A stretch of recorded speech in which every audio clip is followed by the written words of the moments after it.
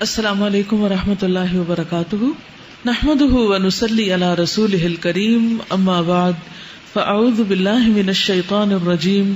بسم اللہ الرحمن الرحیم، رب اشرح لی صدری ویسر لی امری واحلل عقدۃ من لسانی یفقہوا قولی۔ آج کا دن تھوڑا سا جائزہ لینے کا دن ہے۔ قرآن مجید بھی مکمل ہو رہا ہے، رمضان بھی اپنے آخری عشرے میں ہے اور اختتام کی طرف ہم سب جا رہے ہیں،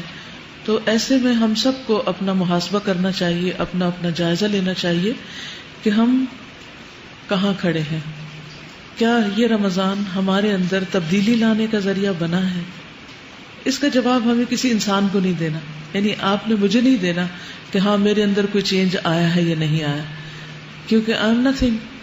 میں آپ کو کیا دے سکتی ہوں سوائے ایک شاباش کے، اور اس کی بھی کیا ویلیو ہے؟ تو آپ اپنے آپ کا محاسبہ خود کریں اور خود کو خود نمبر دیں کہ آپ میں کون سی اچھی عادات اس رمضان میں پیدا ہوئی ہیں اور کن چیزوں کو چھوڑنے میں آپ کامیاب ہوئے ہیں، اور کون سی چیزیں ایسی ہیں جن کو آپ ابھی تک بھی نہیں چھوڑ سکے اور ان کے لیے آپ کیا اسٹرگل کر رہے ہیں۔ کیونکہ کسی بھی کام کے کرنے کے بعد خود کو ایویلیویٹ کرنا بہت ضروری ہوتا ہے کہ ہم نے جو محنت کی، جو کوشش کی، وہ کس حد تک کامیاب رہی، اس کا کتنا فائدہ ہوا۔ تو دو طرح سے یہ ایویلیویشن کریں گے، ایک آپ یہ دیکھیں گے کہ حقوق اللہ میں کیا بہتری آئی ہے، دوسرے حقوق العباد آپ کے کتنے اچھے ہوئے ہیں۔ نمبر 1، کوئی روزہ بغیر عذر یا بیماری کے تو نہیں چھوڑا، فرض نمازوں کو وقت کی پابندی کے ساتھ ادا کیا۔ یہ چند ایک کوسچنز ہیں، مزید آپ خود بھی بنا سکتے ہیں۔ قیام اللیل اور تراویح کا اہتمام کیا، تلاوت قرآن پاک اور اس کے معنی میں غور و فکر کیا، کیا ہر حال میں اللہ تعالیٰ کا ذکر کیا، یعنی کیا آپ کا ذکر رمضان سے پہلے کی نسبت زیادہ بہتر ہوا ہے، یا کم از کم اس کی ضرورت اور اہمیت کا احساس آپ کے دل میں اجاگر ہوا ہے،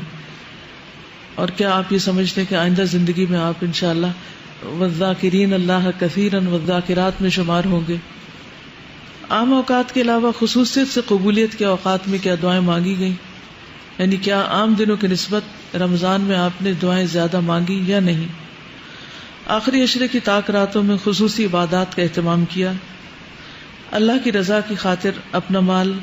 اللہ کے بندوں اور نیکی کے کاموں میں خوشی سے خرچ کیا، زیادہ سے زیادہ وقت اللہ کی عبادت میں گزرا۔ یہ ہیں چند سوال حقوق اللہ سے متعلق اور حقوق العباد سے متعلق۔ کیا میں نے اپنے والدین، بہن بھائیوں اور دیگر رشتہ داروں کے ساتھ صلہ رحمی کی، اور صلہ رحمی کا مطلب ہوتا ہے ان پر مال خرچ کرنا، ان کی ضروریات پوری کرنا، ان کے دکھ درد میں شریک ہونا۔ اپنے گھر والوں کے آرام کا خیال رکھا، دکھی انسانوں کی غمخواری اور ہمدردی کی، یعنی جو بھوکے، مساکین اور مشکل میں لوگ ہیں ان کے لیے کچھ فکر کی، ان کے لیے کچھ دعائیں کی، ان کے لیے کچھ کھانے پینے کا انتظام کیا، بیماروں کی تیمارداری کی، گھریلو ملازمین کی ذمہ داریوں میں کمی کی یا کاموں میں ان کا ہاتھ بٹایا،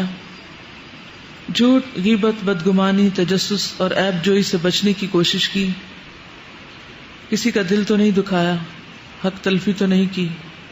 کیونکہ کسی کو اذیت دینا، کسی کو پریشان کرنا، کسی کو دکھ دینا، یہ بہت بڑے بڑے گناہوں میں سے ہے جن کی سزا ہم پڑھ چکے ہیں کہ قیامت کے دن کس طرح بڑے بڑے بچھو اور سانپ ایسے لوگوں کو کاٹیں گے جو دنیا میں دوسروں کو کاٹتے رہتے ہیں۔ مشکلات اور مصائب پر صبر و تحمل سے کام لیا، یعنی اگر کسی نے آپ کو تنگ کیا تو آپ نے اس پر جوابی ری ایکشن ویسا نہیں کیا جیسے اس نے آپ کے ساتھ زیادتی کی یا بد اخلاقی برتی، اور آپ نے یہ پڑھا کہ انما اشکو بثی وحزنی الی اللہ۔ سلام میں پہل کرنا شروع کیا، کیا ہر ایک کو مسکرا کر ملتی ہوں۔ اور سب سے آخر میں یہ کہ رمضان کا مقصد تقوی کا حصول، کیا اس میں کامیابی ہوئی، یعنی میرے اندر اللہ کا ڈر کتنا پیدا ہوا۔ اگر تقوی نہیں آیا کچھ بھی نہیں آیا، کیونکہ تقوی ہوگا تو ہی گناہوں سے بچنے کی قدرت ہوگی انشاءاللہ۔